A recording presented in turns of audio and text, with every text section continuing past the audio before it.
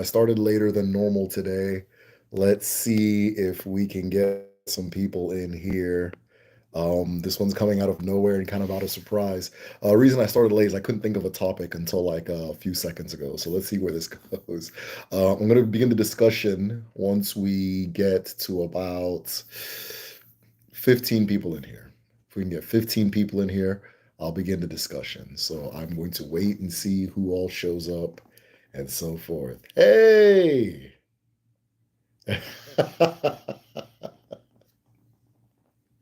Aniaya, I'm gonna say your name, Ebo, by the way.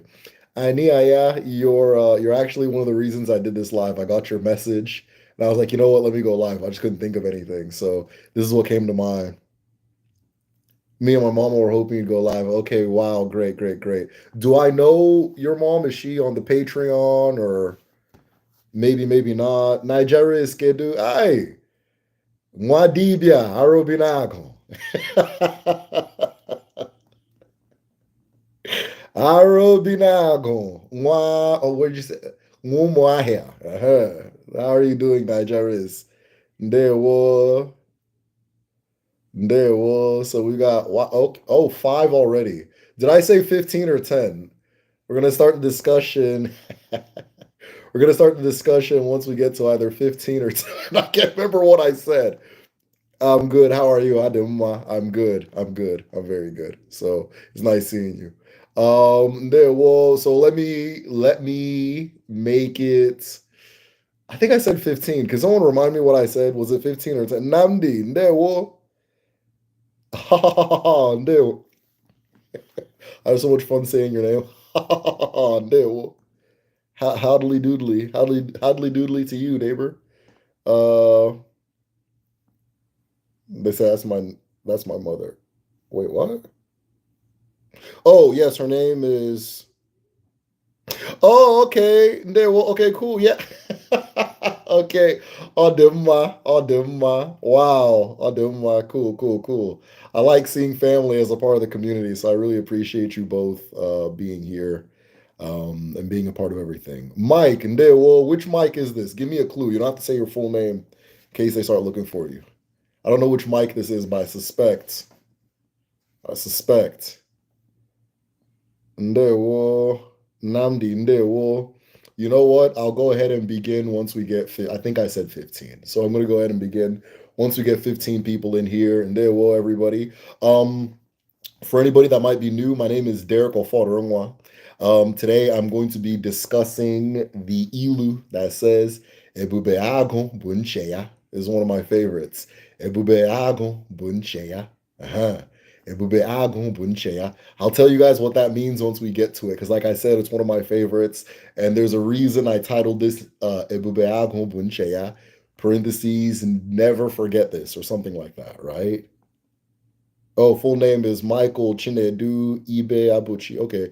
Michael Ndewo Nwanne. Okay, so it's not the Michael I was thinking, but I'm very happy to have you here. Ndewo. Ndewo, everybody at 15. Once we get 15 people, I'm going to begin the discussion. The discussion today is Ebube Agu Buncheya. Uh-huh. This is one of my favorite sayings, one of my favorite ilu that came straight from the ancestors. It is very powerful. It will help you put things in context as far as um, protection. Protection, right? One of the key things we're going to be talking about is Nche, protection, protection. This topic came to me kind of recently. Like I was like, oh, let me talk about that because I was thinking about it the other day. But the reason I was thinking about it the other day was I was on our Patreon and I was rewatching one of our live discussions, and this was one of the proverbs, one of the ilu that we really discussed and broke down and that type of thing. So, for those of you who are new, my name is Derek Ofarinwa. I'm the host of the Medicine Shell. If you're interested in Igbo spirituality, which is what I teach here, join the Patreon community. It's at patreon.com/. The Medicine Shell. So patrons get my full library. So I have this library where I put all of the books, all the ebooks, all of the documents, all of the folder articles and things like that that I use for my own research. I put it all there and I make it available to everybody who's on the Patreon. I think there's well over 300 documents, books in there, and that kind of thing. There's one book. I don't want to. one of the books I was reading in the Patreon. Well, you guys are about to get a tour of the my OB. All right. So one of the books I was reading on the Patreon is this one here. It's called African Spirituality, an anthology of Igbo religious myths, right? Is what it's called. So it's a book of folklore, a book of tales about the Abara and different communities and why this is like that and that is like this and that kind of thing. Just stories that our ancestors told their children and passed on and so on and so forth that some of us maybe aren't privileged to have heard firsthand, but you now have this book. I tell my son these stories at night all the time and so forth. So I have that book in the Patreon library for anybody who's interested. But if you want to get the physical copy, it's on Amazon too, and so forth. So that's the type of stuff we have available for patrons. I also have an Igbo language school, and well, I bring this up all the time, but it's very important I bring it up today because we are a week away from starting the fall quarter, like a week and a half away from starting the fall quarter. So right now we're reaching full capacity with a lot of the classes. I think Igbo 3 still has a lot of classes. So if you guys want to sign up for Igbo 3, it's there. We don't have anybody at that level right now that has signed up yet. But Igbo 1, which is where most people start, I think we have 3 more seats left. I try to keep the classes at a certain point so that it's not overwhelming for the teachers because Edu students have a teacher and a coach. So your teacher is the person that teaches you how to speak the Igbo language, how to understand the culture, how to, lack a better term, decolonize your understanding of language so that you can fully embrace your ancestral language as it is, right? And so you have that, but then you also have a coach, which is why I try to keep the classes limited. And your coach is somebody who is in Nigeria, who is in Igbo land. Some people don't want to be somebody.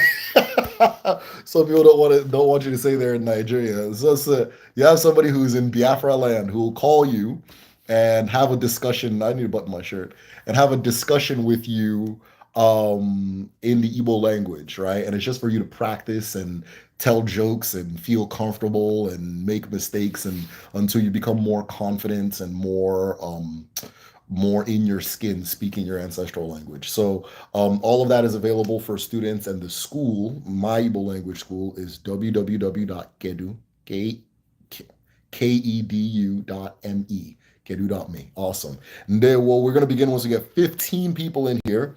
Today's discussion is Ebube Agu bu Nche, right? So I typed the title in Igbo, and I'm sure people are running away because I don't know what the hell I'm talking about.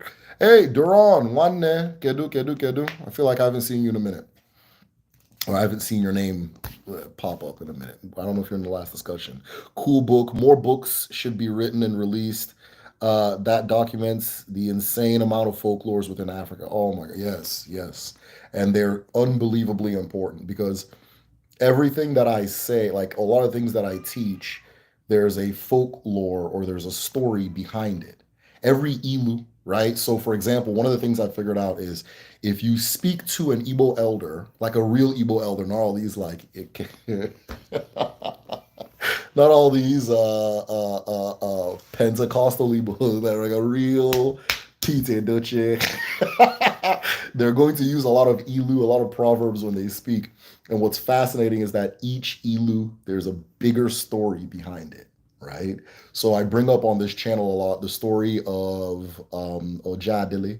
And Ojadili was the greatest wrestler in the world and that kind of thing. It's a really good story. But the Ilu, if you ever hear the Ilu, so long as my Ikenga is alive, I can wrestle in the world of spirits, right? So people will say that. People will just say that like if they're facing something that somebody else thinks is impossible, right? They'll tell them, so long as my Ikenga is alive, I can wrestle in the world of spirits, that kind of thing. And that little thing, you say it casually, but there's a whole story that Ilu is the lesson of, right? So all the proverbs need to be preserved, all of the stories need to be preserved. And then I love the fact that people are making more stories. They're making more stories. I actually had a chance to sit down and talk to Chigozeo Biama. Let me see if I have his book here. Okay, it's way over there. I don't want to go get it. But I don't know if you guys know Chigozeo Biama. He's an author. And I had a conversation with him. We sat down, we recorded it. I'll probably be releasing it fairly soon. And just an example of somebody who's making new stories, right? And so forth. And he writes. He's of course, an Igbo author, and he incorporates, like, he writes stories with our cosmology as a part of the fabric of his story and that kind of thing. So, phenomenal stuff. Ndewo, Rising Divinity. Ndewo. There, well, so yeah, no, that book is great. If you're interested, it's on Patreon. If you can't find it, I want to say it's either okay. I think it's either in the recommended folder or definitely in the creative writing folder. But if you can't find it, message me. I'll send you the link for it. Once we get 15 people in here, we are going to go ahead and go. The story of Ojadili should be made into a movie. I fully agree. Ha ha ha ha ha. We're waiting for you to make the movie. We're waiting for you to make the book. We're waiting for you to make the anime. We are waiting for you to do it.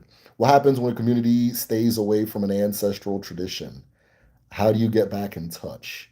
Well, there's an ilu that says the reptile who moves away from the tree stump is captured, right? The reptile who moves away from the tree stump is captured.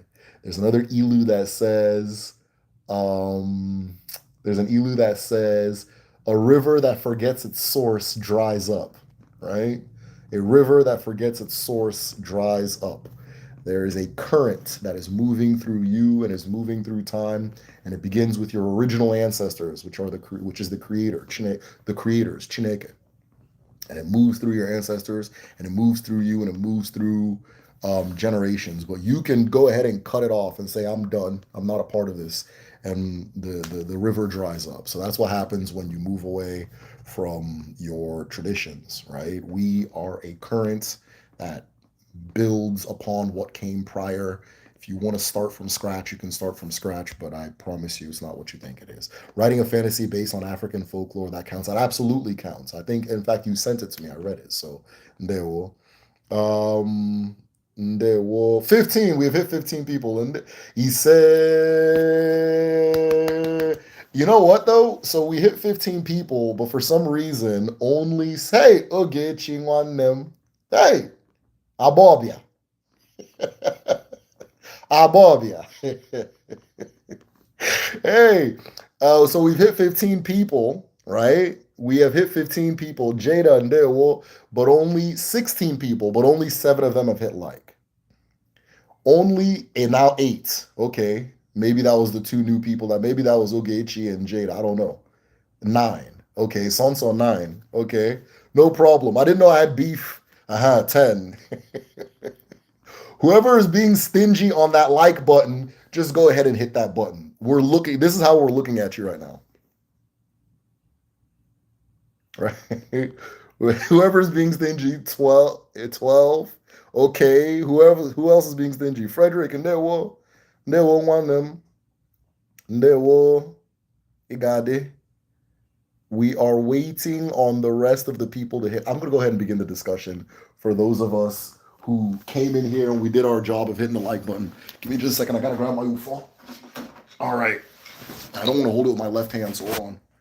You don't hold colon up with your left hand, by the way. All right. So I have here is my UFO, my tray of remains, right? And so forth. The reason it is the tray of remains is because the Oji, the bitter the cola, all of that represents what our ancestors left for us to know ourselves and know them and know each other, right? Um, the cola nut serves a place in our ancestral cosmology that is very hard to like explain because there's nothing like it anywhere else, right? But every single thing our ancestors have to tell you about who they are and who you are and so forth is all encapsulated in the cola nut and the cola nut ceremony. So if you want to learn Odinani Ndibo, if you want to learn the ancestral tradition, I always say begin with the cola nut ceremony. Learning how to do this cola nut ceremony, learning how to greet the cola nut, right? How to break the cola nut. For at Kedu, so typically we do it only Igbo or we do it in Igbo too, but I think 2 3 quarters ago we started teaching it in Igbo 1, like towards the end of Igbo 1. And that's just one of my favorite things to see is people learning that tradition and being comfortable in doing it and so forth. So that being said, let me begin with the breaking of the kola nut, and then I'll explain what the ilu means. All right. Mhm. Ekekeruwa, igwe na-enye ndụ, ọjị abịala, ụmụ eke, ụmụ orie, ụmụ afọ, ụmụ nkwọ, ụmụ ajana na kpakpando eluigwe, ọjị abịala.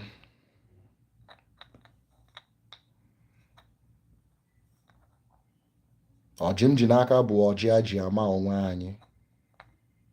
Ọjị nke bụ ọjị ndị ichie anyị na ụmụ ga-abịa abịa na ụmụ aja bi n'ụwa otu a. Ọ nke ka m ji na-ekele gị. Ọ nwa gị na-ekwu. Aha m bụ Duru Derek Ọfọdụrụ nwa. Eji m obi nna nna m na-ekele ụnụ. Eji m aka nna nna m na-ekele ụnụ. Eji m mmụọ nna nna m na-ekele nnụ. Mana okwu taa na-ebu okwu okike kere anyị ka anyị gee. Okwu nke bụ okwu okike kere mụ ka m sụ ka m kwu. Aga m eji ọfọ na ogwu ekuzi ya. Otu a ka ọ ga-adị na eke na orie na afọ na nkwọ ise. All right, and there will. So like I was saying earlier, in Kedu, like for the Igbo language school, we learn how to do what I just did, right? And that is the basics. It's not just it's the whole thing. It's the whole thing. Learn that, everything else will start coming to you. By way of dream, by way of things clicking, so on and so forth. Things start coming to you. It's an extremely powerful ceremony. I encourage everybody to learn it. But in essence, what I'm doing when I'm breaking the kola nut is I am greeting everything it takes to make this moment possible, everything it takes to make me exist. Greeting in the Igbo tradition is unbelievably important, right? A person is seen as having good, like one of the ways they say that somebody has good like character is that this person greets people, right? This person knows how to greet people, right? That kind of thing. So greeting it means a lot more than just saying good morning or hello and that kind of thing, right? It's very profound. It's a very profound thing. And when you go to your ancestors, you are greeting them. That's really all you're doing. You're greeting them. So when I'm breaking the kola nut, I'm greeting my creator, right? I said Ekekeruwa. Mm-hmm. I said Igwenenyendo, which is the sky. I said Ajana, which is the earth, the sands of the earth. Omo Ajana. Now, Omo Babando Eligwe, the stars, right? So I'm greeting the children of the stars or the children of sand and stars. I'm greeting creation and sky. I'm greeting everything it took to bring me here today, right? Just greeting, acknowledging. Typically, I'll then also greet my ancestors, right? Na emenaha, anamekelengi, na ukwebu, anamekelengi. Nna Ọfọdụrụ nwa ana m ekele gị. Nna Ejike ana m ekele gị. Nna Akaweze ana m ekele gị. These are my ancestors. Not really in order, because I said one that was younger first for some reason, but that's, my ancestors going back as far as I'm aware of, right? And so forth. So you're just greeting. It's what you're doing is you're greeting. When you see people take food to the water, right? They are greeting the water. It's greeting. If you see people give an offering or dedication, they're greeting. An Igbo person, when they wake up in the morning, they're going to greet the sun. I wake up, I look into the sky, I say, Igwe, it's greeting the sky, that kind of thing, right? You greet the moon, Onwa, that kind of thing. That's all we're doing, acknowledging and greeting. Once you do the acknowledging and greeting, so this message is held for review. I don't know. Let's see, wow it out. Once you do the greeting and acknowledging, things start flowing. The rest falls in place, right? Somebody said something crazy, so I'm just leave it alone. Oh, they used to have Coke. They used to have it in Coca-Cola, but not anymore. Yeah, I heard about that. Oh, so let us go ahead and begin. So today the Ilu says Ebube Agu bu Nche, right? The English meaning of this particular proverb, right? The English meaning of this particular proverb is that, and it's so hard to translate because one of the things about the Igbo language is that a word means like words have layers of meaning. So you can use one word and say 40 things that kind of all exist in the same environment or like universe, right? So ebube is like the glory, right? It's glory, but it really means the glory, but it's also what you carry, right? And not carry as in like bags and things like that, like reputation, your glory, what you're known for, what makes you great, your power, your achievements. All of this, when we tell your story, the greatness of that story is your ebube, right? Ebube. A person could also just be called ebube, right? That kind of thing. Ebube agon leopard, right? The ebube of the leopard is its nche, nche, Ebube Agu bu Nche. The Ebube of the leopard is its Nche. So what is Nche? Nche is protector, right? You can translate it as shield. You can translate it as bodyguard. It is whatever that leopard uses to protect itself. Nche. Nche, right? Is anything it uses to protect itself is Nche, the protector. Bodyguard, shield, uh, uh, force field, whatever you want to call it. The shield, the protector of a leopard. The thing that keeps a leopard safe is its reputation, right? The thing that keeps a leopard safe is its reputation. The shield of a leopard is its reputation. This is what I mean is layers. You can just say it different ways. The shield of a leopard is its reputation, right? Person 11 says, I'm late. What are we talking about? We are talking about the ilu that says, Ebube Agu Buncheya. The reputation of a leopard is its protector, right? And a lot of animals show you this, right? A lot of animals show you this. A rattlesnake. Once you hear that rattle, you already know what time it is, and that is its protector. The leopard is used in Igbo culture to represent excellence. It is something that can do all things at the highest level. It can move through the air at the highest level. It can move on ground at the highest level. It can move up a tree at the highest level. It can swim at the highest level, right? It is a master of all environments and fields. And therefore, it is used to represent that higher excellence, that higher ability. The person that has achieved a higher, a greater than regular human ability, that kind of thing. And so the leopard, right? The leopard doesn't walk around with a shield. It doesn't have a bulletproof vest. It doesn't have anything, but it is protected by its reputation, right? The leopard is safe because you know what the leopard is about. The leopard is safe because the leopard knows what the leopard is about. The leopard is aware of what the leopard is. And the leopard, therefore, does not have to fear you because its reputation is its protector, right? I thought lions were more revered. No, leopard, number one in Igbo land is leopard, not lion. Leopard, not lion, right? We still use the word Ise in Jamaica. It's funny. So, a couple of quarters, I taught Igbo 1 in Kedu, though I'm not teaching it right now, though I'm kind of itching. Like, I feel I really want to, but I want the professionals to handle it. And I always like having students from like the diaspora, like North America, Caribbean, that kind of thing. And you'll teach them a term and in Igbo, and they'll be like, "Oh, we say that in Jamaica. Oh, we say that in Barbados. Oh, we say that in the South. Oh, we say that in Florida." That kind of thing. So, what context do you use "you say" in Jamaica? Hey, Igbo Quim. Yeah. Oh, damn. I see Ben is a real Igbo man.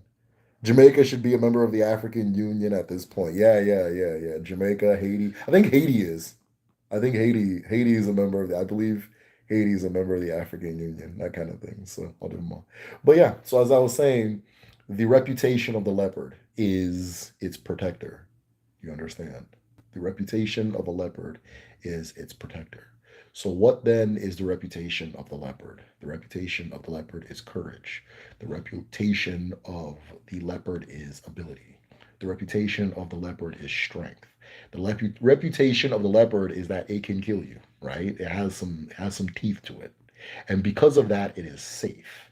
It doesn't need a shell. It doesn't need wings to fly away from danger and all these different things. It is safe because you know who it is, right? It is safe because you know who it is. You know what it is. And it doesn't necessarily need to be the threat of danger that protects the leopard either, right?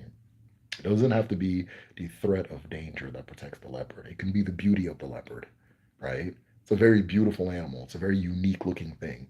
So for you to just, okay, I'm going to harm this thing or cause some damage it somehow, some way, you know, you probably got a problem to you, right? There's a study that examined people's behaviors. I think a lot of people are familiar with this study. It examined people's behaviors in dirty bathrooms and clean bathrooms. And the study found that dirty bathrooms, like when people are in clean bathrooms and they make a mess, they clean up after themselves more frequently than they do in dirty bathrooms, right? Because the reputation, the ebube of that bathroom is going to cause that behavior. The ebube of that is going to cause that behavior, right? So, why did I want to discuss this today? So, what is your own ebube as a person? And how does this reputation, how does this thing that you carry, what you carry, how does that thing protect or serve you as a person, right? It's just something to think about.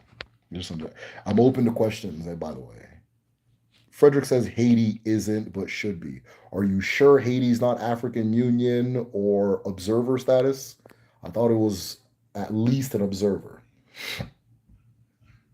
Okay, cool. So leopards are more revered in Sudano-Guinea forest cultures. Makes sense as leopards are apex predators within the African forest. Lions don't live in the forest. Yes, lions don't live in the forest. Lions are kind of lazy too. Lions are kind of lazy too. They don't really. They just kind of sit around all day. And then not that leopards are all cats got a laziness to them. But the lion just kind of the lion is not. The lion, the behavior of the lion, and this is nothing against the lion, the behavior of a lion is not akin to what people in my culture would see as, top form. One of the things you'll notice too is that in a wide net of African cultures, I mean from Guinea to Nigeria to South Africa to Kemet, Congo, it's just this very wide net. Anytime somebody is a healer or a leader, they wear leopard skin. Anytime somebody is a healer or a leader, they wear leopard skin. They wear leopard skin in a very specific way. It's a very specific, consistent way, right? Sometimes they'll have a leopard skin seat. Sometimes they'll have it as a sash. Sometimes they'll have it and they'll tie it at the knot here, that kind of thing. But leopard skin is one of the things that you look across the board and it's a unifying factor. You see it, it's like it's interesting that you all do this thing, right? Maybe it's because of the Ilu, Ebube Agu, Nche, you know. I checked Haiti is an observer, but it doesn't have full member status. Yeah, that's what I thought. Where are we at? Somebody said good to know. Okay, dope. I always thought it was tiger skin. Zulus do it too. I want to say that tigers are only in Asia. I want to say that tigers are only in Asia, so wouldn't 100% make sense. So Jada says, yep, Ungo and Congo means leopard. Yeah. The Epe Leopard Society that is active in Igbo land, Ibibio, a lot of the cross river cultures, one of the leaders in that thing informed a friend of mine who is in it, who then informed me that the leopard society tradition actually comes from the Congo, right? The leopard society tradition comes from the Congo, came from the Congo up. So I found that really interesting. Um, but even if you remember Mobutu, Mobutu used to wear the leopard skin hat. And his title, Sisesuku, I'm not saying it right, but it's like Sisesuku or something like that. It's a high ranking person in the leopard society. That's what that title means. And then he wears the leopard hat and that kind of thing. So, yeah, that leopard tradition came from the Congo up. Cross River, that's my people. Ise Adema, yes. So, Sangomas wear leopard print. Yeah, 100%. 100%. But yeah, I think tigers are from somebody's messages keep getting held for review. So I don't know what it is you're typing, but chill out. I don't know why. I hope it's not a glitch. I hope it's not a glitch. Ademma, ademma. So yeah, that's what I want to discuss today. Ebube Agu Nche, the reputation of the leopard is its protector, and it makes you think. What for example, my own Ebube, right? My own Ebube, the way I carry myself, how I carry myself, what I'm carrying around, what I'm known for, and so forth. How does it serve me? What does it do for me? Because it's a very powerful protector, right? It's a very powerful protector. I always say, and not to spook anybody out, but I always say that if somebody wants to kill you, you're already dead, right? If somebody wants to kill you, you're already dead. Sometimes 90% of the time is your ebube that stops them from making that decision, right? It's the your ebube that stops them from making that decision. Not 90, let me say 70% of the time, because sometimes like a random robbery, right? If somebody wants to kill you, you've already died. There's nothing you're gonna do about it, right? That's such a therapy question there. How deep do we want to go, y'all? Y'all are my favorite culture in Niger. Urobo from Delta. He said, oh man, we got some diversity in the crowd today, huh? Yeah, we got some diversity in the crowd today. We're all family though. Ademma. Yes, Jada, where in Cross River, if you don't mind me asking, do you like what culture specifically in Cross River? For me, it's my humor. Like, well, see, you see, right? A girl can move mountains just by being kind of cute and smiling a little bit, right? That's her own ebube. Girl can move mountains just by being a little cute and smiling a little bit. And that's her own ebube. That's the power that she possesses, right? And that kind of thing. All right, y'all. Doesn't look like you got too many questions. Like I said, the topic came to me at random. I said, let's have this discussion. But the Elu is, oh, wait, we got one. We got one. To anybody who's new, I go until the questions end. Once the questions are over, I tap out and go to sleep. I'll do them. So, can you speak more about the festival you talked about in the last live about exposing secrets? Oh, yes, yes, yes. So, our former, and I'm probably going to ask him to come back. But our former Igbo one teacher, he was a member of the Okorosha Society. Hold on. I tried to do I try to do leg workouts, and so my leg. I'm gonna do that a lot because I'm in pain. But our what was he? Our former Igbo one teacher was a member of the masquerade society known as Okorosha. Um, Okorosha, no, was he Okorosha or Ekeleke? No, he was Okorosha, yeah. So he's a part of the Okorosha society. And his place is close to my place, so we have Okorosha as well. My uncle danced Okorosha, and so forth. So we have Okorosha in my family, which means that my family members can join the community the thing. And so he was explaining to me from an insider's view what the Okorosha Society was, and he said one of the major functions of the Okorosha Society is it's almost like a spy network, right? So you have people that are in the community who are observing people in the community, things that you're doing, things that may be abominations, right? Things that are against the law of the land. Whether or not you come out in public and confess to it, they're observing, they're keeping notes. Okay, this person did this thing, that person did this thing, and so forth. At the same time, you can go to the Okorosha as a confessional. You can also go to the Okorosha as a snitch.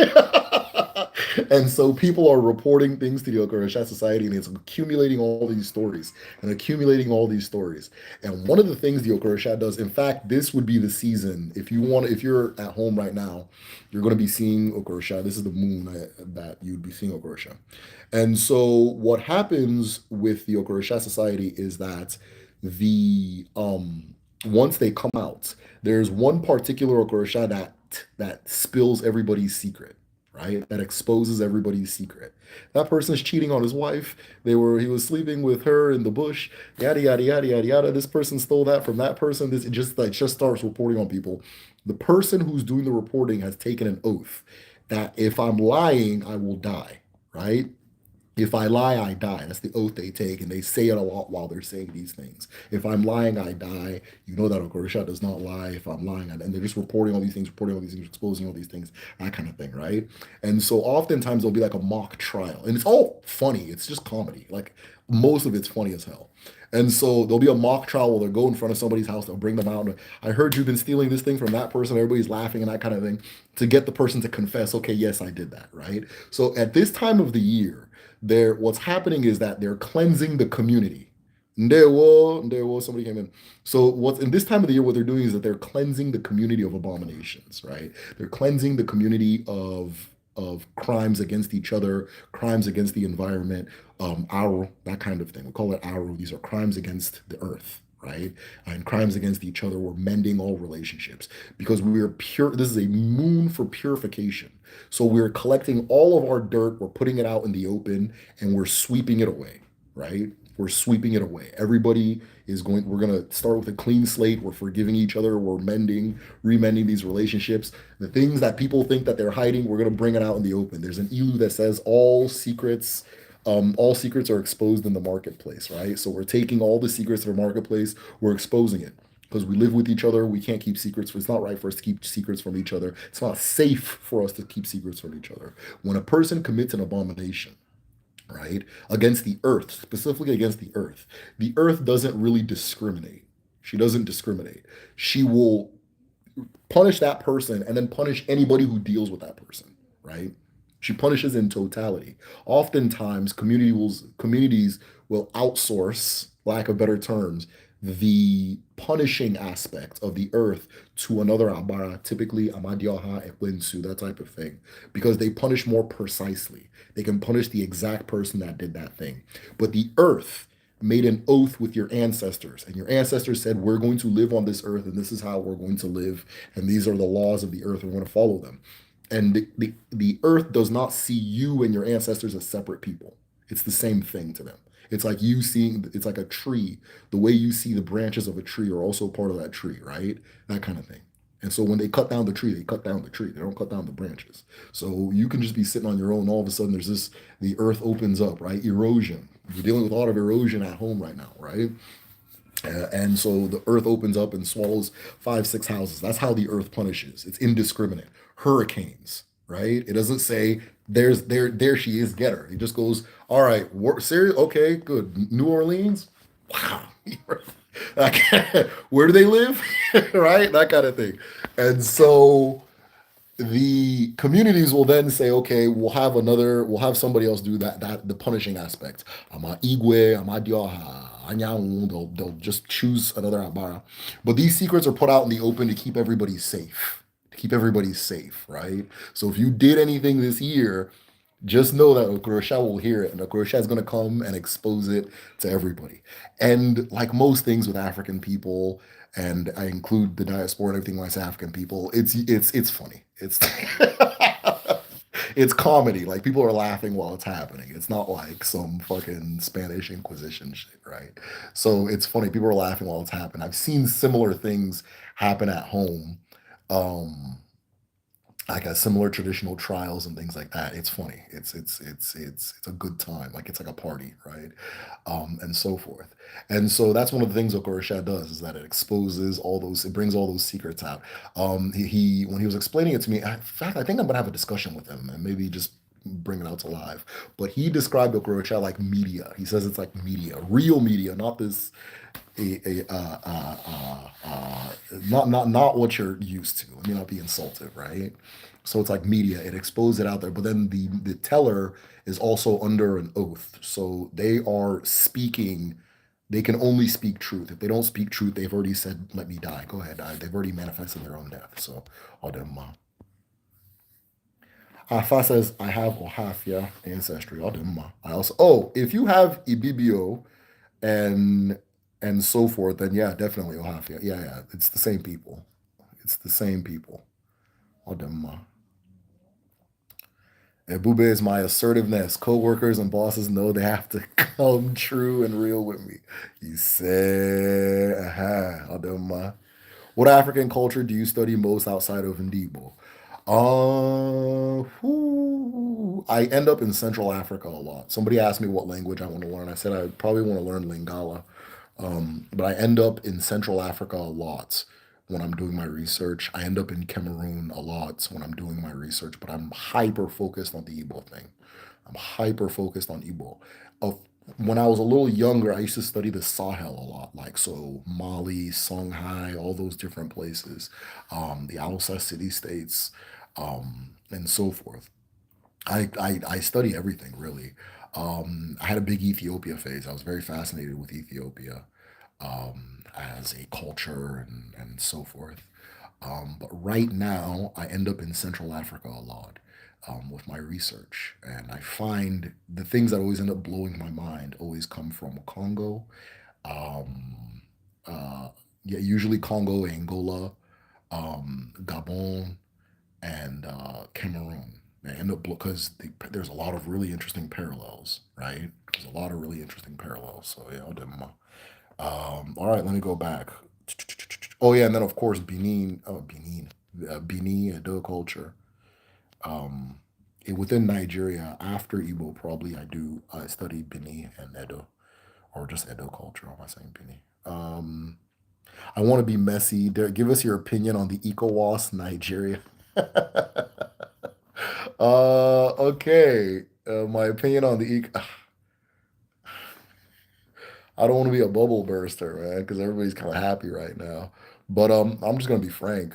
So the U.S. There was a hearing. I think it was like a congressional hearing or something, where a person was grilling one of the congressmen or women was grilling one of the a head in the military. And in the grilling, they were like, so you have a training facility in Florida to train Africans to do coups, to do coups in Africa. What's the point of that? And the guy couldn't really give a good answer. And it went viral a little bit, but it's like one of those things that, like, for some reason, I'm the only person that remembers. And then they had a coup in Burkina Faso, and then they had a coup in Mali, and I think it's Mali, Burkina Faso. But the Niger one is different. The Niger one is different. I don't think that's the US. I think it's like Niger people in Russia, you know? And based on the response, you can kind of tell it's different because ECOWAS wasn't trying to come attack Mali. ECOWAS really wasn't trying to attack Burkina Faso, but Niger, they got, that kind of thing. The Nigeria, right? Which is a zoo. The zoo called Nigeria is going to side with the West because the president of Nigeria is in a contentious position. He's in trial right now. There's a if there's a lot of evidence stacked against him that disqualifies his presidency. And so he's kind of scrambling for assistance and I'm going to be frank as hell. They're going to shut down this channel very soon. I don't it's whatever. And so he had a meeting in Spain recently where he was trying to get the judges to come there so he can pay them, right? And he's going to try to get closer to the West so that he can protect his position because they can protect this. If the West says you're okay, everybody will just agree you're okay because whatever, right? And so he wants the West to be happy with him, and so he wants to show that, hey, I have value to you. I have value. Protect me. Protect me. I'm in court right now. I may not be the president in the next few months. That kind of thing. Or like, it's the evidence against him is it's Nigeria, so he'll just remain president.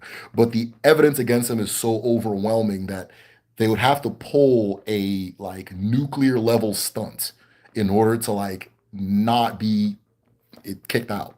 And so one of the stunts he wants to pull is by realigning himself with the West and that kind of thing. So I think the Niger coup is different from the Mali and the Burkina Faso coup. One of the things that when I mean I don't want to say this and help the West, but one of the things the West does when they do coups in Africa is they always have like a very handsome young man, uh, a very handsome young man be the leader. And if you've lived in an African society, you're gonna know that's the last person anybody listens to. So whenever I see somebody young and handsome, I'm always like, I don't know, old, ugly, fat. Okay, yeah, I know why. I see it. I get it. Yeah, that's probably real, right? Go Google the current Nigerian president. That's real, that kind of thing. But a young, handsome man, because in the West, that makes sense, right? That makes sense. That kind of thing. In the West, that's how people think. Oh, but they're going to listen to him because he's good looking and charismatic and yada, yada, yada. But it's like, how did this person pass all the seniority in front of them and they're not saying anything? They're just kind of, okay, I don't know about that. So, what? And then they brand themselves well too. Like they will talk, they'll have ideologies and stuff. This is my ideology. This is what I believe. It's like, I don't know. I've been there. That's not really how things work over there, right? We right? The West always has, oh, this is my ideology. And then they go do the thing. And then the person with the opposite ideology goes and does the same thing too. In Africa, the guy just goes and does the thing, right? And so there's a certain way they move and behave where, it's like, it's kind of weird, but I'm the only person that ever seems to like remember or see or care about these things. So it's whatever. When you guys want to be like, hey, look at that, I can tell you more. But yeah, it's a bunch of BS. The Burkina Faso and Mali coups are definitely the U.S. Niger, I'm still not sure, but I do feel it's Russia, and so forth. Another thing is the Nigerian military is dominated by the North, and the Northerners see people in Niger as their brothers. That's they're from the same country, right? Niger and northern Nigeria is the same thing. It's Hausa, just that kind of domain. It's the same. That's their brother. So they're not gonna go fight their brother. Whatever Tinubu, the current president, who is a Yoruba guy, whatever he wants to do is his business. They're not going to go fight their brother. And if they go fight they're actually going to turn around and fight you first before they go fight people in Niger, because that's just what it is. You're not gonna get somebody in Imo State to declare war. I'm talking about Imo states now. You're not going to get someone in Imo State to declare war on Abia State. It's just on behalf of somebody in Lagos or somebody in Kano or that kind of. It's not going to happen. You'll get one little, a couple little Eflefu people that can do anything. Sure, every culture has them, but you can't get a full blown war. And if you do, they're not gonna fight it like reliably or consistently, right? So oftentimes, like when the Nigerian military would go against Boko Haram, a lot of the locals would be like, "Yo, chill out, that's my brother," that kind of thing. So Nigeria is not going to do anything. It's just a bunch of noise. But the current president would love to be able to secure his position because it's very contentious.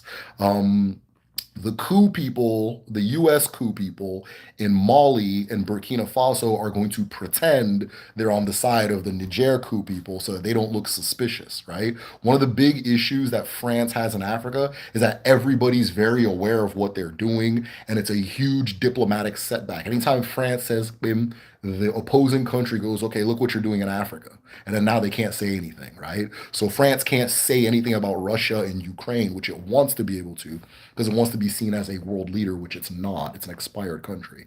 And so it wants to be able to say something about Ukraine, but it can't because every time the Russians go, okay, so then explain Africa, right? Explain whatever. So they want to change the thing. The United States is the arsenal of we say Western, but Western just means white, right? Western is just white. So the arsenal of white supremacy is the United States. The United States signed a deal with them, say, hey, I'm going to be in charge after World War II. I'm going to be in charge of the whole thing. I'm going to do all the military stuff for the whole thing, but you guys just have to, in order for me to be in charge, you guys have to all agree and say that I'm in charge, right? If we're playing a game and I say I'm the king, you guys have to keep playing the game. So you guys make sure you're playing the game, my game, you're using the US dollar, you're not opposing me. Anytime I go fight people, you come fight with me, that kind of thing. And I'll handle all your military stuff for you. So it's gone from like, because like, so basically the US like, okay, France, we'll do the military part and you can get all your little resources, things like that. And we have to have the US do it now because people like China are moving in. I hate that term, but China's moving in on Africa.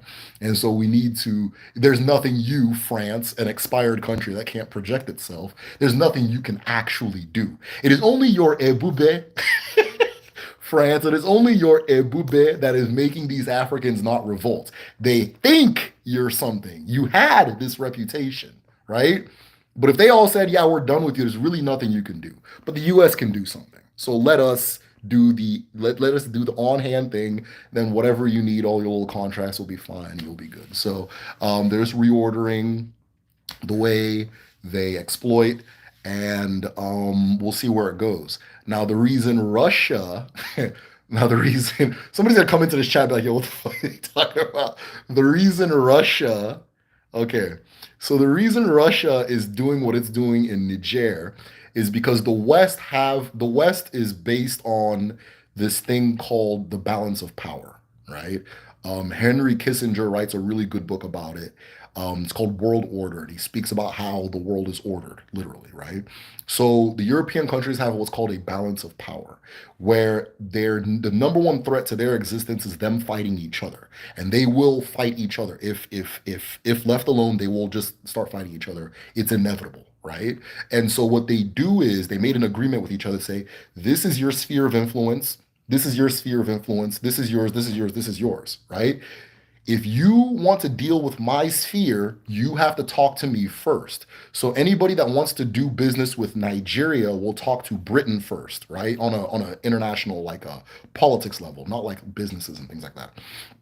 If the US, any policy the US wants to make concerning Nigeria, they talk to Britain first and get Britain's permission, then they go to Nigeria. If you want to do something with Cameroon, you go to France first. If you want to do something concerning Ukraine and Eastern Europe, you go to the Russians first, and then you get their permission and you come down, right? So there's the Soviet Union when they made this agreement and that kind of thing. The whole Western Hemisphere is the US's zone, and I think the Middle East now. So Western Hemisphere, Middle East. If you want to do anything with any country, you can't. That's why the Cuban Missile Crisis was so crazy, right? But whoa, what are you doing here? This is my territory. And then the Russians, well, you're in this place and that place and this place and that place. Okay, fine, but we'll stay in Turkey because Turkey is technically not your place. Ah, fine, whatever. That kind of thing, right? So they keep this balance with each other. And so long as you agree and you agree and you agree, we're going to run everything. We're going to control things, right? We're going to be in power. World War II was Japan saying, hey, I want mine too, right? That kind of thing. And then they got shut down and they're like a colony now, right? And so, which is why you're getting all this anime and all this like Japanese culture stuff and cars and stuff like that. And so, I don't think this is ever going to end. And, as far as this discussion, I'm trying to find it. I'm trying to land. Okay, so yeah, so the whole Ukraine thing is NATO jumping in on Russia's territory. What Russia believes is its territory, which is Ukraine and Georgia and all these places. And Poland, which was the first strike way back in the day, Poland joining the EU. And so the Europeans are not respecting Russia's territory, right?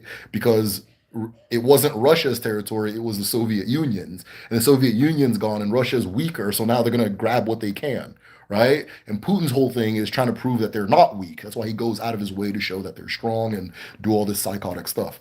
And so it was, oh, okay, you want to play around in Ukraine? Okay, watch this, Niger. That's what that was, right? That's what that is. It's trying to, and that's why I said, like, if you leave them to the device, they're going to fight each other, right? So one person violate another person's space, that kind of thing. So the Niger coup may get like, they may put things back the way it is when they resolve the Ukraine thing. When they resolve the Ukraine thing, watch what happens in Niger. I could be wrong though. I'm just a guy on YouTube, right? That kind of thing. So I hope I didn't lose anybody. I hope that wasn't too boring. I know that has nothing to do with spirituality. I don't kind of like going to this space because it's dark, um, in a negative way. Definitely interested in Lingala and Kwa Swahili because of Congolese music. Yeah, I love Congolese music. Look into Somali indigenous beliefs and wow, man, I just leave them Somalians alone. Once they figure it out themselves, then I'll deal with them, man. I just leave them alone, man. They're just kind of in their own world. Tinubu is desperate for legitimacy. Yes.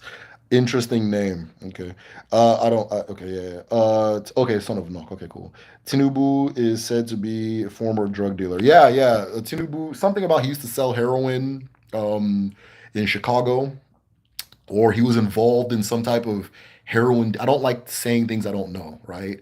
And so I don't know the full story, but there's evidence that he was involved in selling heroin in the U.S. Something about like he paid $500,000 for something related to like a heroin case, and they say that's why he doesn't come to the U.S. So he stays out of the U.S. because he is potentially wanted.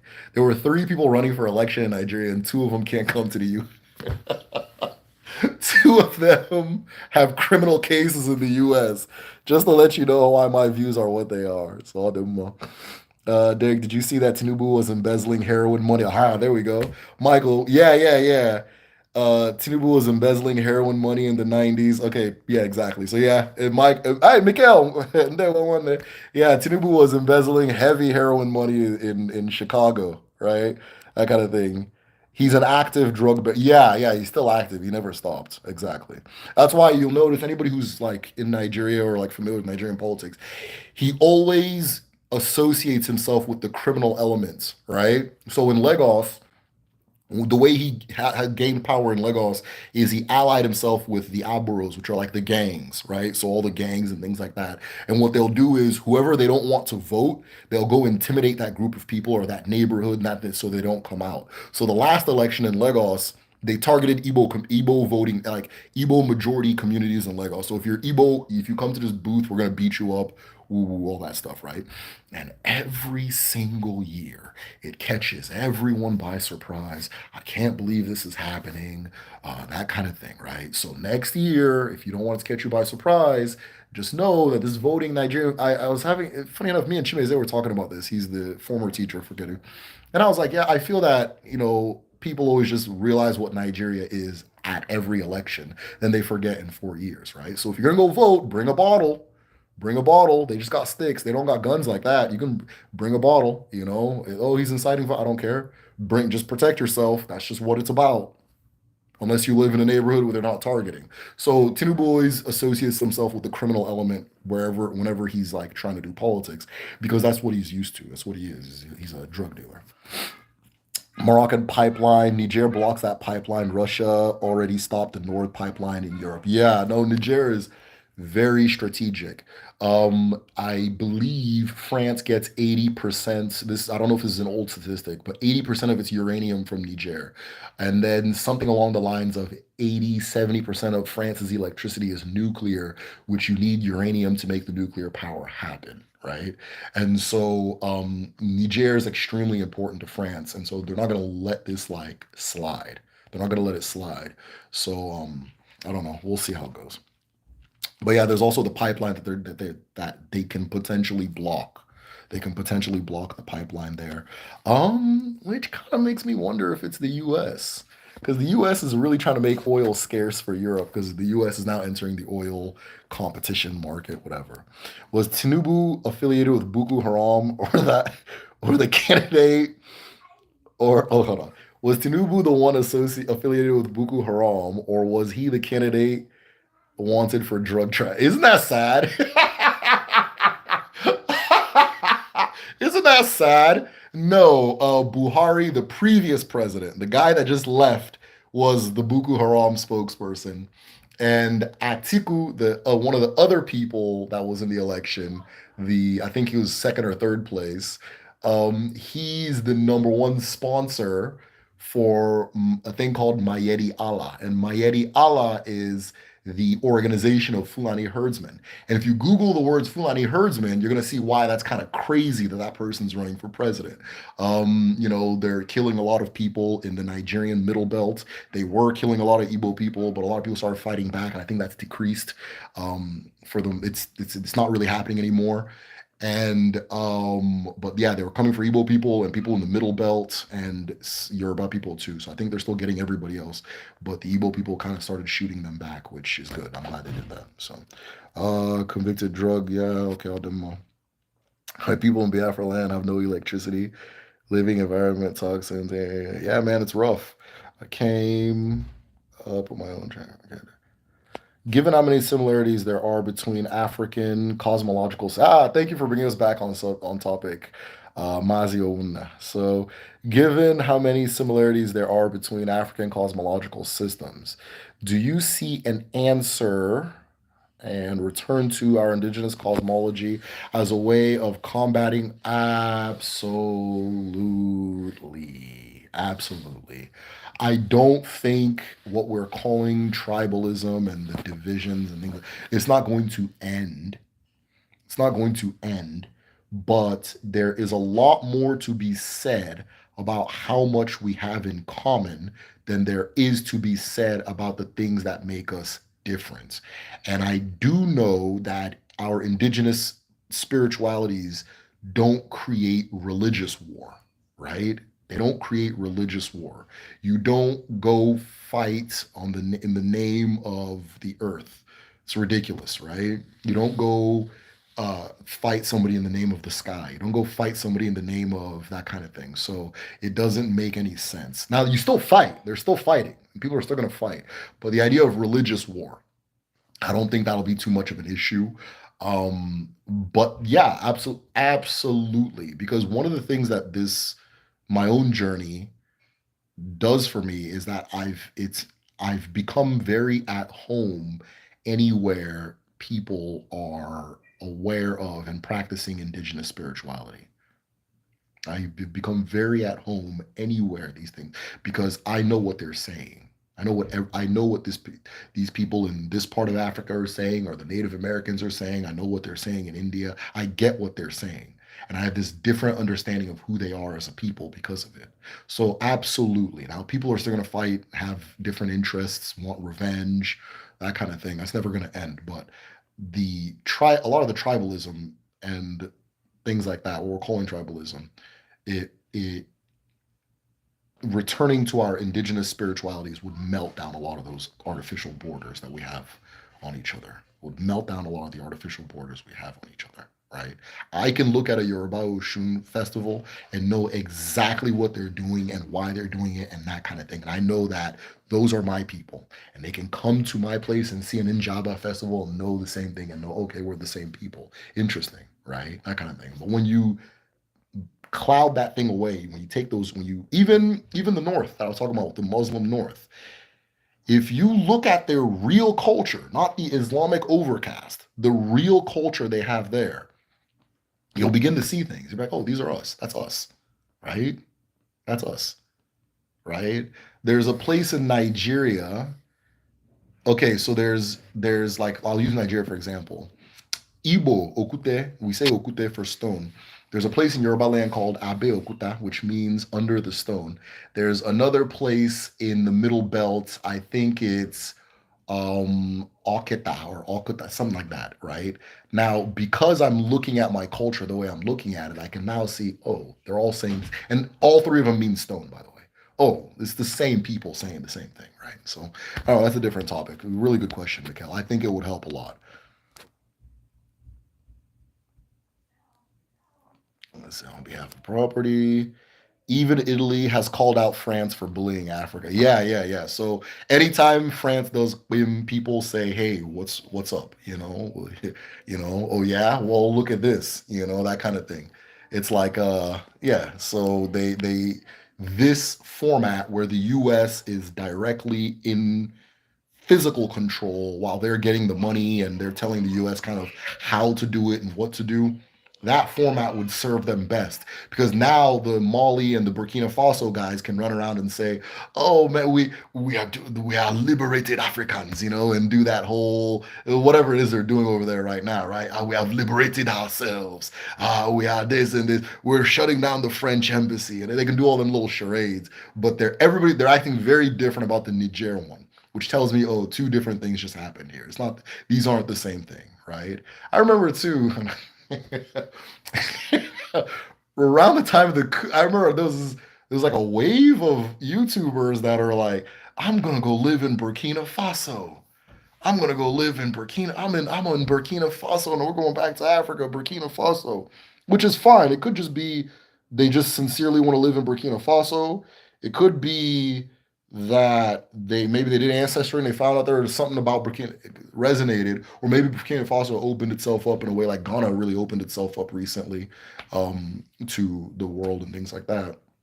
But it was like all at the same time. I don't know. It's like four of y'all just that's kind of weird. And then they start like talking crazy about like each other. So, anyways, that's a whole different thing though. I'm spiraling out of control. So, let's see here. Ani speaks of this. If left alone, they'll destroy each other. Yeah. So the way Europe is configured is very tight and compact, and just the way their culture is and their mentality towards interaction, they're gonna kill each other. And so, and they were killing each other and killing each other. They figured out, oh, we could actually kill everybody else, right? But we got to make some agreements amongst each other so this doesn't get too crazy at home. But yeah, so it's a semi-loose, semi-tight at the same time alliance of conflicting interests. And they use the mercantile system where it's like, this is your space, you control it. This is my space, I control it. If I want to talk to Jamaica, I'll go talk to America first, then I'll go talk to Jamaica, right? And if you want to go talk to Belarus, you're going to talk to Russia first, then you do whatever. But then, the EU and NATO, they weren't playing fair in Russia's eyes, and Putin wants Russia's respect back. Once they start respecting Putin, then everything will go back to normal. So this is just like a family feud. I don't think it'll go too far because what Putin's asking for in their eyes is not that much. In fact, I think one of the senators or somebody, I don't know what they call them in Germany, was like, why don't we just give them what they want? Like, why don't we just give Putin what he wants? And then that was like a controversy on CNN for a minute, but I knew what the guy was saying. I got what he was saying. We have to keep the aggressor directed towards each other for the sake of our well-being. Uh, Derek, the live is lagging. Stop. Somebody said the live is lagging. Stop talking. The feds are watching. Hey, if you really want to talk that talk, get on Patreon. Patreon.com/the medicine shell. They haven't figured out that that's where we're acting crazy. So if you really want to talk this one here, I always gotta I always bite my tongue. I always have to watch what I'm saying. I have to think twice about things. But if you want to really talk that talk, come to Patreon. Come to patreon.com/the medicine show, right? War, politics, resources, all connected to spirituality. Yes, it is. Fasting on your market day.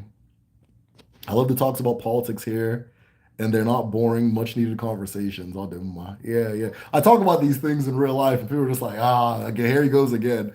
So, so maybe it's trauma. Maybe I'm traumatized by the response I get in real life. Saying because sometimes I feel like am I the only one seeing how ridiculous this is? Like, I mean, well, obviously, they just had the Senate thing about having the bases and we're training people to have coups in Africa. And then if you go to a map, it's like if you go to a map, all the coups are happening on the same line. It's like countries just pop, pop, pop, pop, pop, lined up with each other in almost like perfect sequence, minusing Sudan. Sudan kind of did its own, that kind of thing. But it's just a sequence, just down, right, strip down the middle of the Sahel of Africa. You understand, right? I know that the Western countries right now, they're having like, so right they have missiles like supersonic missiles. These are missiles that go faster than a computer can detect, and so because of that all of the weapons defense systems in the world are now outdated, right? So there's this race to build these super fast missiles, and there's also a race to build weapons or defense systems that protect you from these super fast missiles. Now what does this mean? If a missile goes too fast, it's going to blow up in midair, right? If it goes too fast, it's going to blow up in midair, unless you find some special metals that keep their properties and they don't disintegrate at a very high speed, right? So right now, I think tungsten was one. There's a lot of tungsten in two places.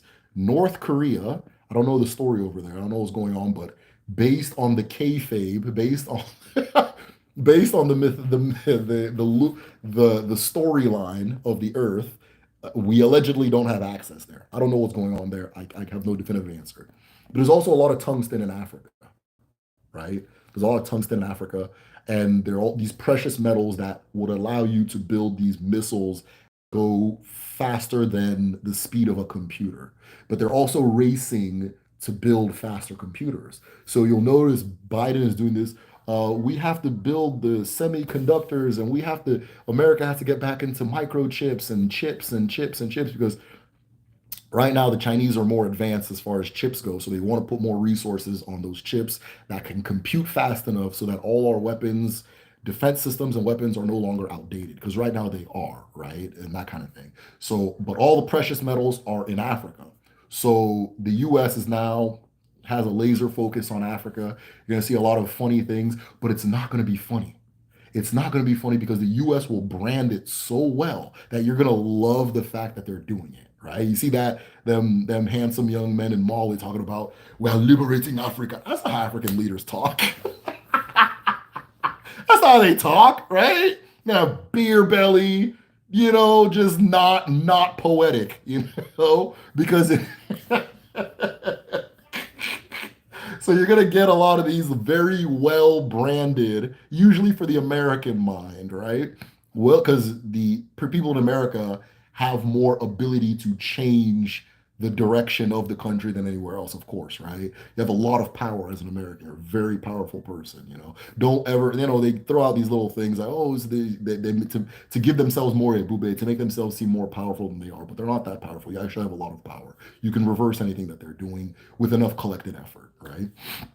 And it's not hard to collect the effort. Nobody trusts these people anyway. And so yeah, so I don't remember what I was saying, but they're trying to build the fast missiles. A lot of the metals that don't, like, if you fire them at that speed, they don't like disintegrate or like lose their composure, are in Africa and China, and like places like North Korea, places they don't have easy access to, right? And I'm thinking Ukraine, but I don't know. I'm thinking Ukraine, but I don't know, because Ukraine is this big field of lots and lots of resources. So I'm thinking that's one of them, but I know for sure Niger, uh, probably most of the Sahel, they have these metals that allow you to build these super fast missiles. And so there's a race for two things: really fast computational systems and really fast missiles. That's the two. That's the race right now. So I hate discussing Nigerian politics. It gives me seizures. It drains the life out of me. Trust me. I think it drains the life out of me. IPOB, ESN have checkmated flying herdsmen. Yes, they have. Well, half your ancestors fought in the name of Equan. LOL. Aduma. Yes, yes, yes, yes, yes.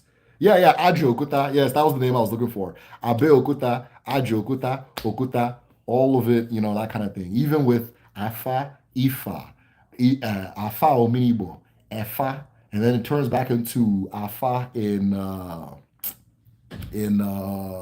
Togo, I believe. Togo or Benin Republic. Turns back into Afa, right? Same people. And then you go to it, it's the exact same thing.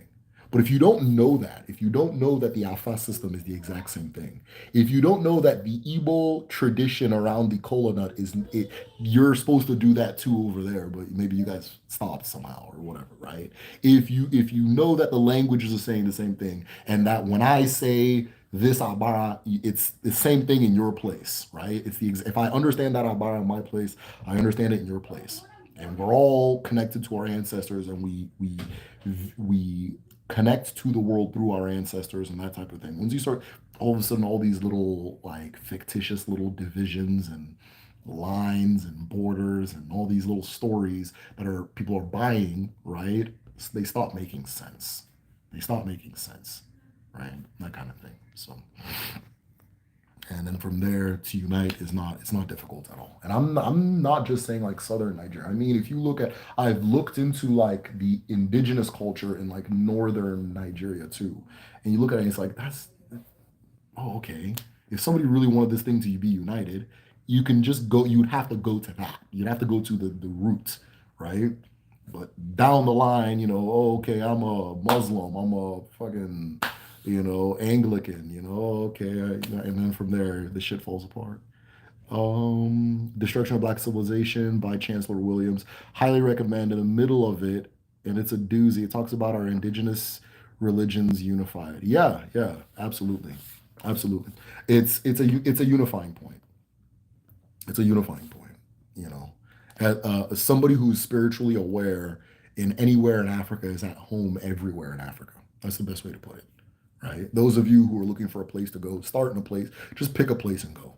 If you're aware of what you're looking at, you're fine. Now they're gonna hit you all that Jesus shit when you're there.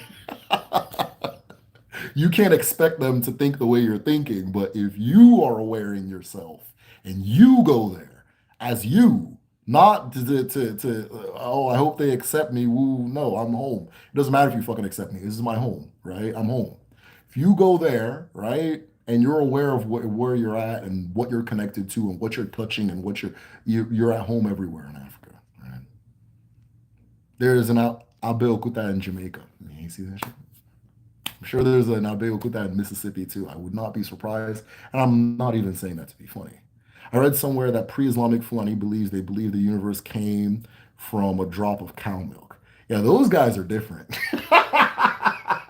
No, I'm just playing. The universe came from a drop of cow milk. That makes a lot of sense considering their pastoral lifestyle. Yeah, yeah, yeah. Yeah, they're different.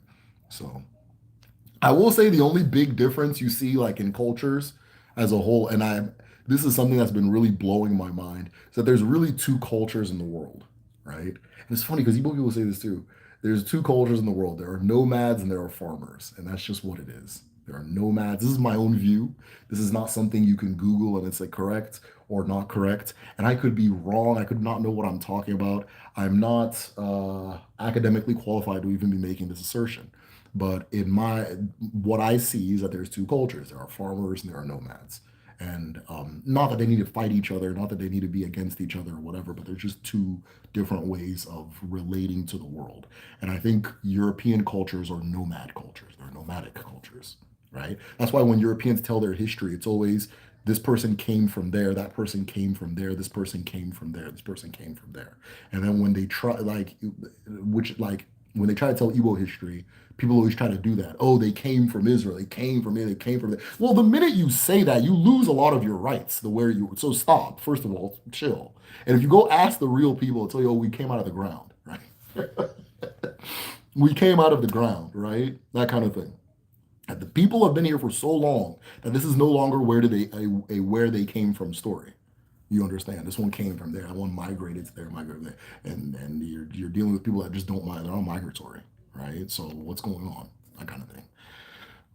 So I think in the Bible, the story of Jacob and Esau is alluding to that, where one of them was a herder and the other one was a farmer, and the herder gave the better sacrifice because it's a nomadic book. It's a nomadic religion. The Abrahamic religions are nomad religions. Um, do cows have specific spiritual significance in Odinani? Yeah, yeah, yeah, but I'd have to look more into it. But I know that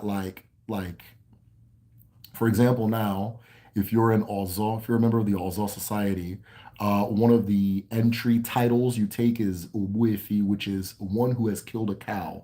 But it's like I couldn't.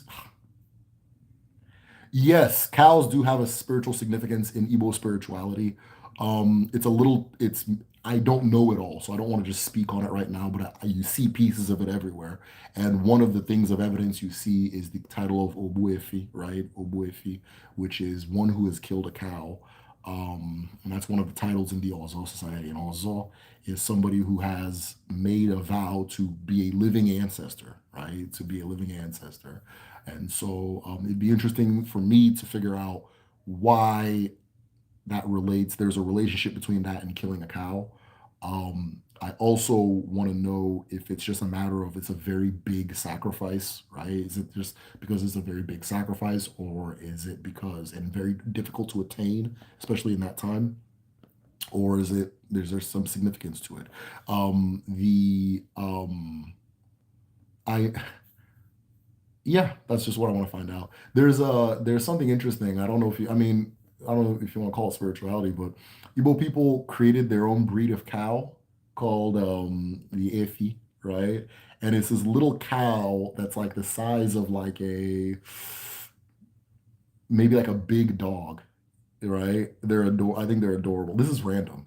They're adorable, but they're very rare. They're very intelligent. They're super intelligent. Like they don't do like they play around. They're very playful and intelligent, but they're really rare. They're really rare. It's hard to find them. So there's like a concentrated effort to bring back that species to preserve that species, or that subspecies of cow. But yeah, I think there's something there as far as cows, but it's not like central the way you'd see with like Fulani and like a lot of like South Sudanese, Nuer Dinka, a lot of those cultures, not like central, but there's something there. The cows are dotted in there. Where in Nigeria, Hausa people practice their original religion and not Islam. They do. You just have to dig. I'm sure they can't do it publicly, right? I don't. They can't do it publicly, but it's there. They do it. They do it as frequently as a lot of us. Um, I mean, and if you live in Nigeria, you'll know that a lot of Hausa people sell like traditional medicine and things like that. So ask that guy, and he'll be like, "Hey, come here, I'll show you some." Then he'll show you where all the traditional medicine's coming from. But I don't personally know, right? Yeah. Somebody says afa, efa, ifa, exactly, right? Ise, ase, you know. U.S. scientists are trying to split quantum particles and make more efficient hydrogen power, all related to subatomic computing. Damn. Yeah. Yes, Alpha is the original cosmology on the planet. Absolutely. Absolutely. Absolutely.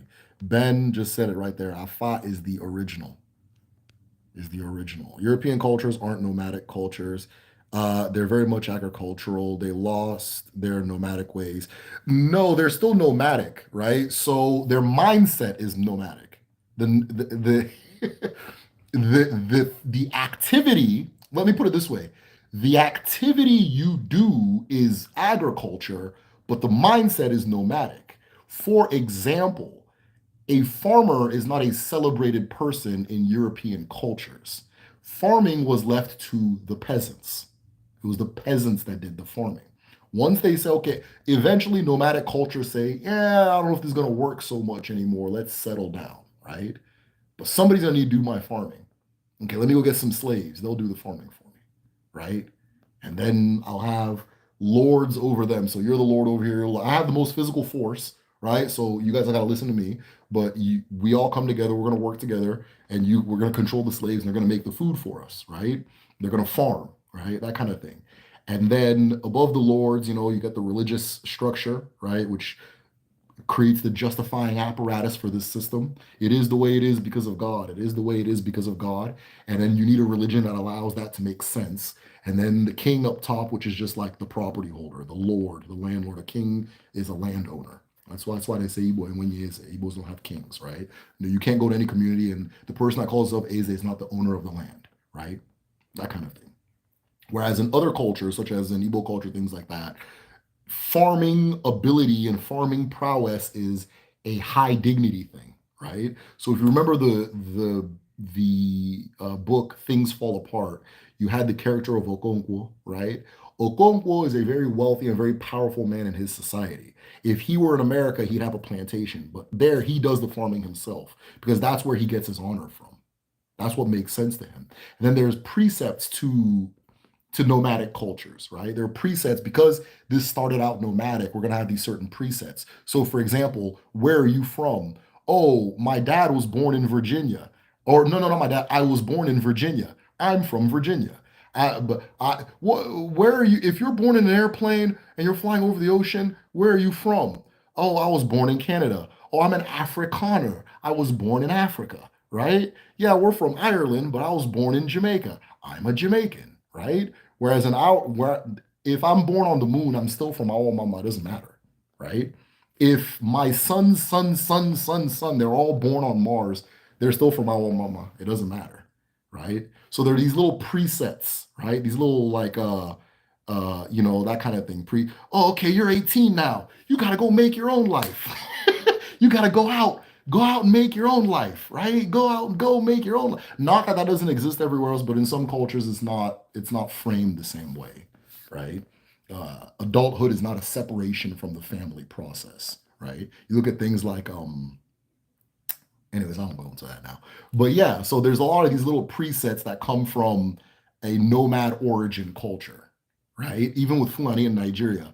What's this one's name? His name is Dan Kano. What does that mean? Man of Kano, man from Kano. How is he from Kano? Well, we were in Kano when we had him, so now he's from Kano, right? Dan Katsina, Dan this, Dan that, Dan that. Arabic culture, Abu this, Abu that, and you check, it's like, oh, Abu Nasser or whatever the hell. Okay, what does that mean? Or no, Abu's father. Well, whichever one means I'm from that place. Or bin something. I don't know. That's no, that's still son. Whichever one means, oh, he's that. That's their name because that's where they had him, right? So it's a very nomadic thing. It's a very nomadic way of seeing things. It's not wrong. It's not worse. It's not whatever. But some cultures have that way of understand have their relationship with the land, right? Land is something I traverse. That's a mindset. Land is something I traverse. Land is the thing that's in the way between me and my destination, right? And then there are cultures where I am the land. I'm from the land. I am connected to the land, right? That type of thing. My affiliation with the land is not travel. It's something else, right? My food comes from here. All these different things, that kind of thing, right? So the person who has that connection ends up being the high person in society, right? But then you get cultures where it's like a slave has to do that because I'm not doing that bullshit. Right. So I'm probably if I'm boring, you guys let me know. So I'll do my. Let me see if there's any more questions. So nomads are the OG capitalists. They got nomad capitalists, they got farmer capitalists. It's not one is not more something than another, but the way I do that distinction is the people's relationship with the idea of land is usually how I can tell, right? People's relationship with that idea of land. Because if you want to think of like things like banking and all that stuff, that comes from the farming cultures. So who's to say who's the OG what?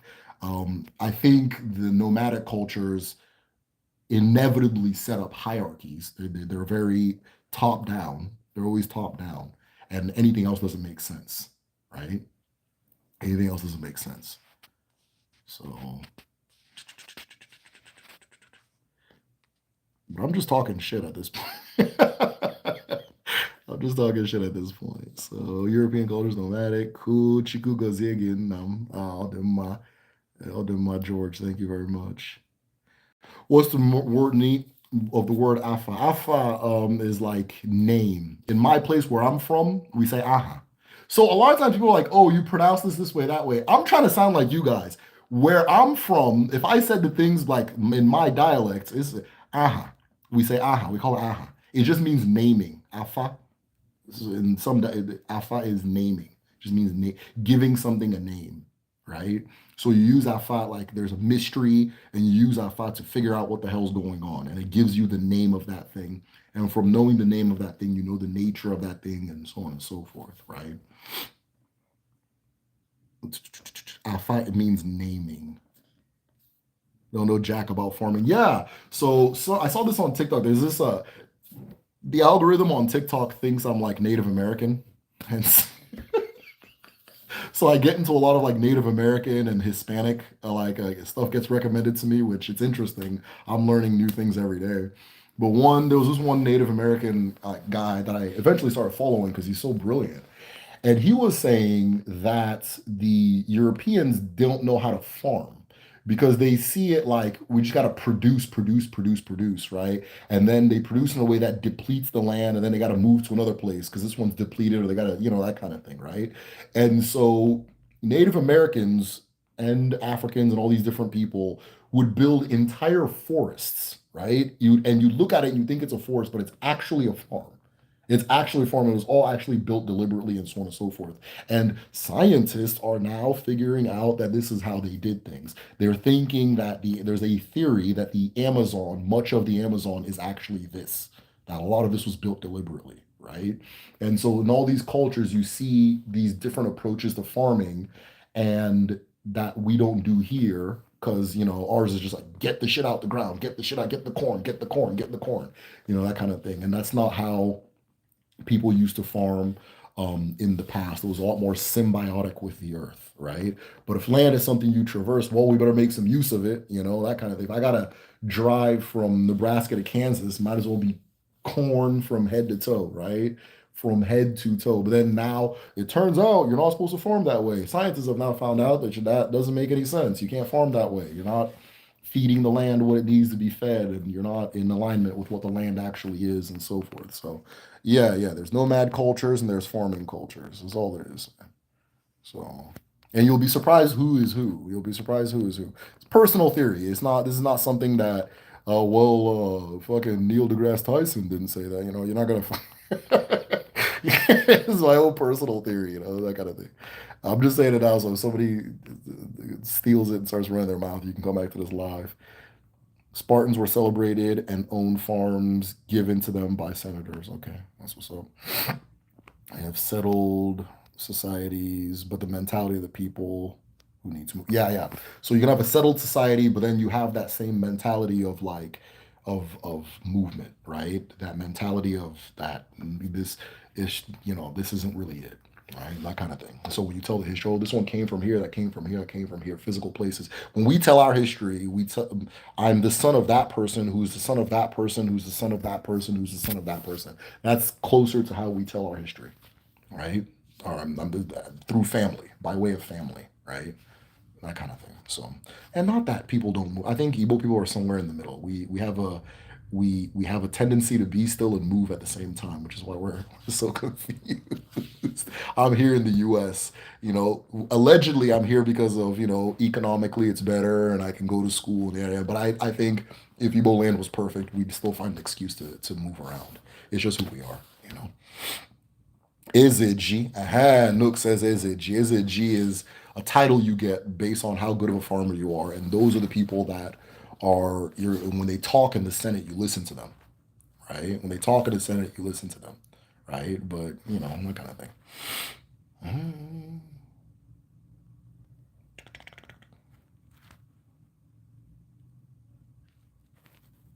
That's how the Hausa people could, maybe Fulani, I don't know about Hausa. We see the Hausa. I think you're trying to say Fulani, the Fulani establishment claiming the Middle Belt. Yeah, that's what it is. Yeah. Nsuka people say Eha. Yeah, exactly. The whole Bible is allegorical. Rebecca name means polymorphism, resulting in twins with slightly different Y DNA haplogroup. Okay, I'll look into that. The Bible is a mind-blowing book if you look at it with your left eye instead of your right. You know, the Bible is a mind-blowing book. We got to look at it with your left eye instead of your right.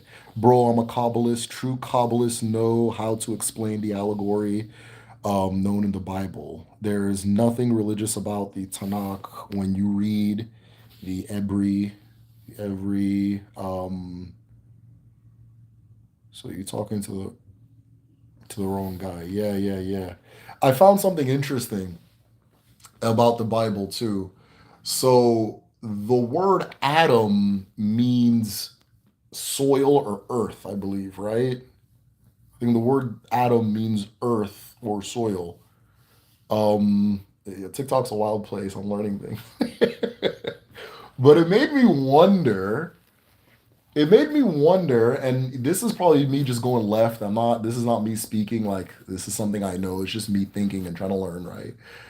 there's no culture in the world that associates earth and soil with being a man. You know, you'll never find Father Earth. I mean, maybe I don't know, but I've never heard of it, right? So I wonder, right? This is my own, the what if is always very interesting.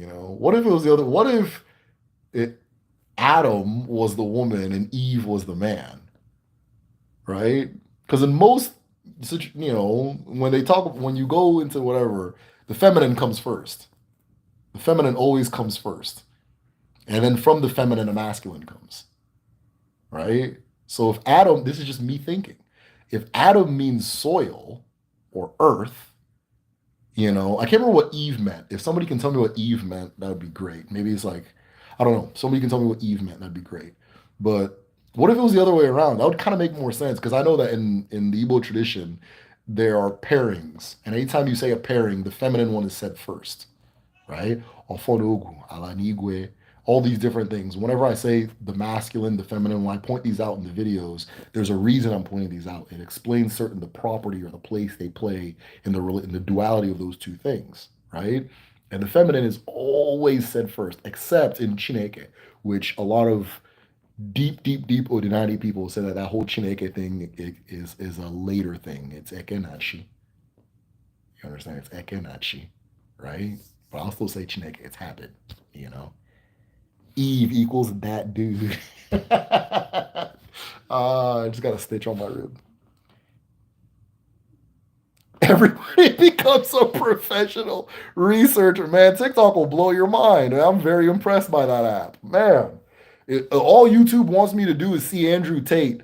I've never sat down and watched an Andrew Tate video in my damn life.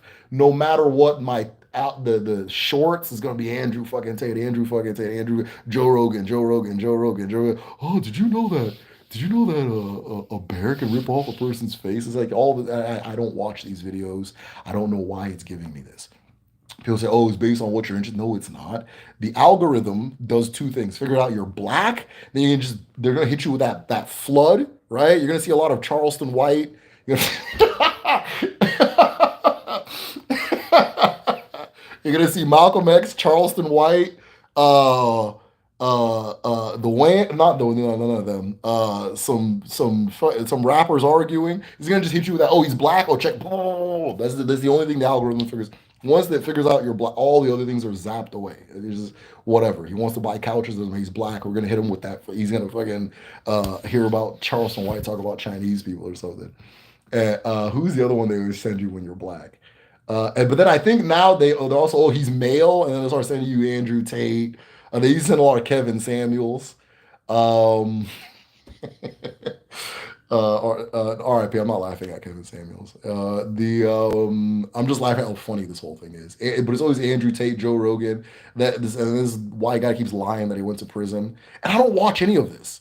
I don't like. I just keep going, going. I don't watch it. It's like I don't know, man. So if anybody else is in the same situation as I am, let me know. I have learned to start hitting not interested, and now I'm getting a lot more Dick Gregory, which is a lot more aligned with what I watch, right? But I don't know why you had that tucked way, way, way in there. You know who the hell I am. So I don't know. They're trying to get me to be pissed off at my wife or something. Women don't submit.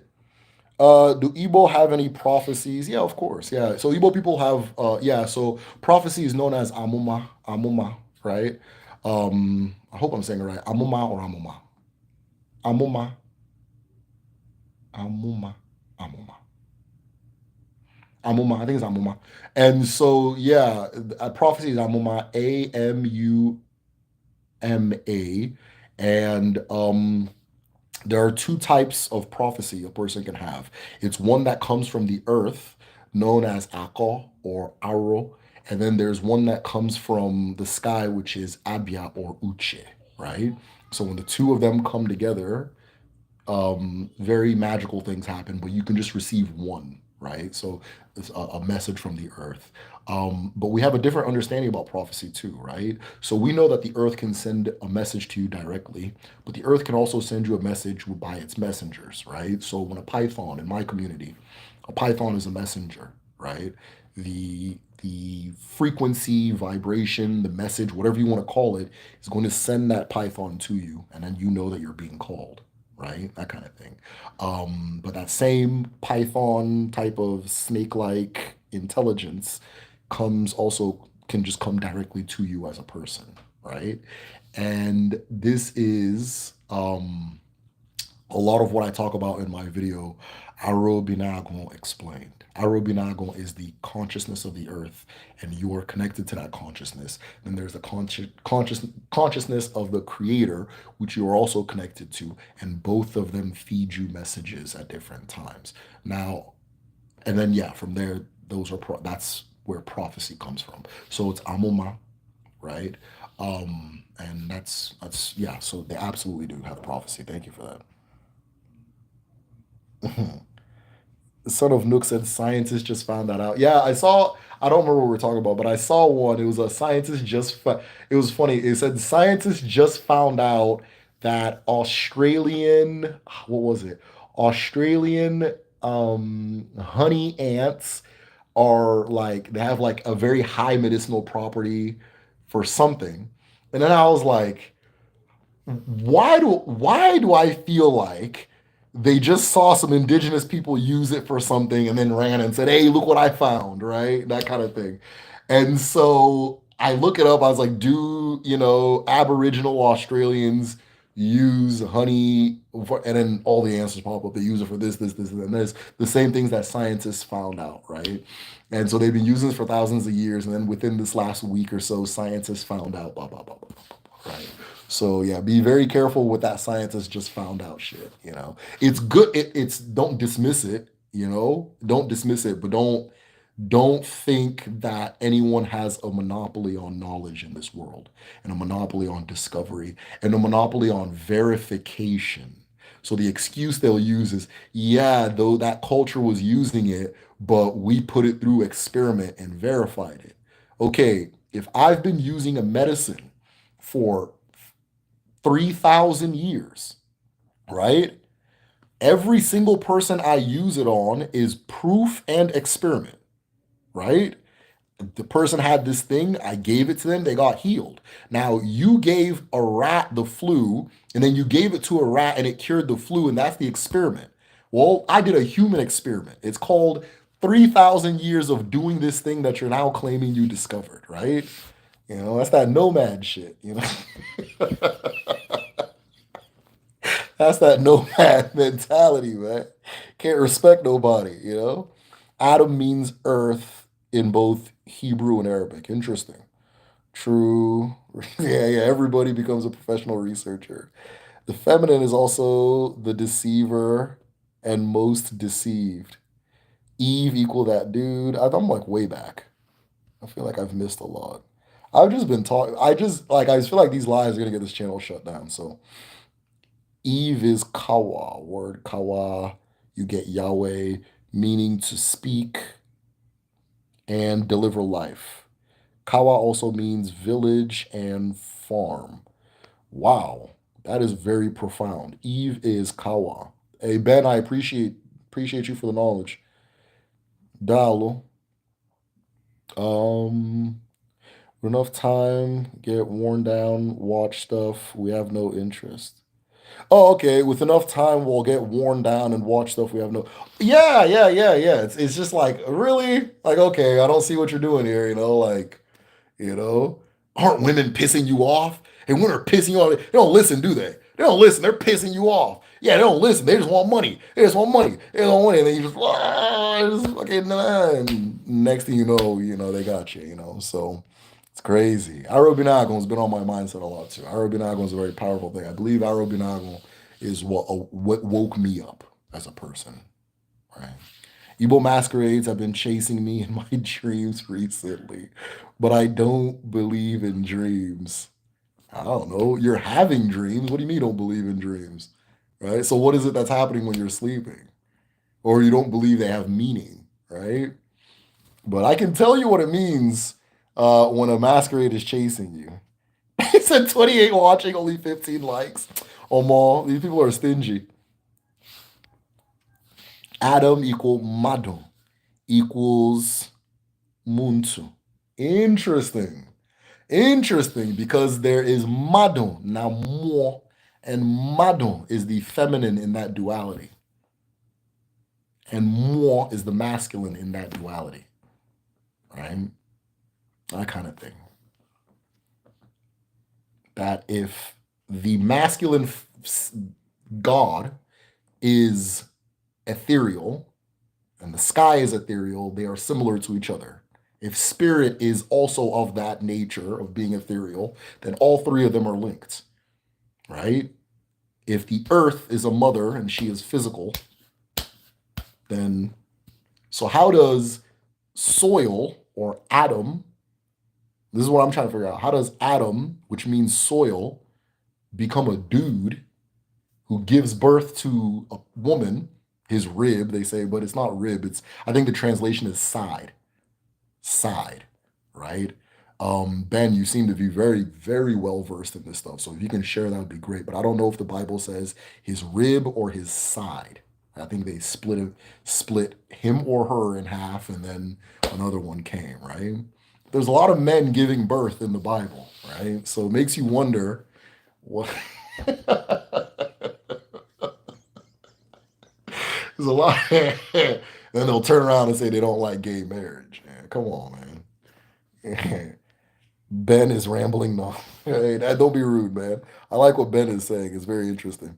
All right, y'all. I'm getting too comfortable, so that means I gotta shut this down before I say something crazy.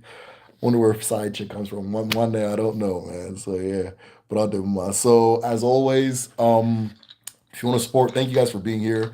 If you guys want, I came up with a topic a few seconds ago. Message me if there's a topic you guys want to talk about. By the way, sometimes Saturday comes and I can't think of a topic, so I just say, okay, I'll catch the next one. I don't want to force it, but message me with topics you guys want to talk about. I think that would help. But yeah, if you want to support the channel, join our Patreon community at patreon.com/the medicine shell. Also, if you're interested in learning, not interested, you know what? We're done with interested, right? We're done with interested. If you're going to learn the Igbo language this year, sign up for my Igbo language school, which is www.kedu.me, kedu.me. We are starting the next session in a week and a half, right? On the 23rd of August, a week and a half. So this is the best time to sign up. The seats are limited. I think we're at 3 more left for Igbo 1. People do drop off, so like people do like, sign up and they say, "Oh, I don't want to do it anymore," that kind of thing. So like message me if we're like the week of the 23rd and you don't know if class, just message me. But yeah, sign up there. Learn.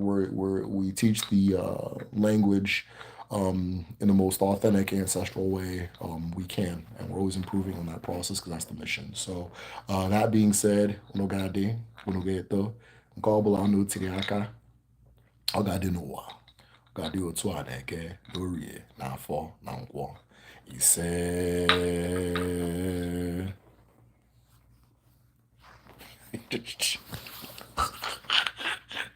Anyway, you guys, these comments